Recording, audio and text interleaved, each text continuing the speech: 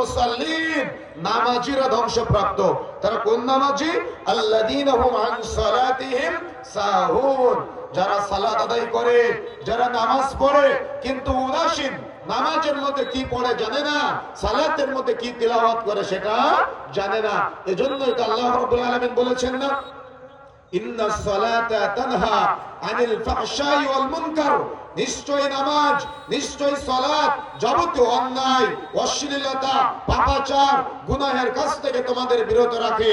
কিন্তু দুঃখজনক হলো সত্য যে আজকে আমরা ফাওয়াইলুল লিল মুসাল্লিন, আজকে আমরা সাহুন হওয়ার কারণে আজকে আমরা মসজিদে নামাজ পড়ি, মসজিদ থেকে বের হয়ে আবার কাপড় টাকানোর নিচে নেমে যাই। এরা মসজিদে সালাত আদায় করে, মসজিদ থেকে বের হয়ে এরা সুদের লেনদেনে জড়িয়ে যায়। এরা মসজিদে সালাত আদায় করে, মসজিদ থেকে বের হয়ে এরা আবার ঘুষের লেনদেনে জড়িয়ে যায়।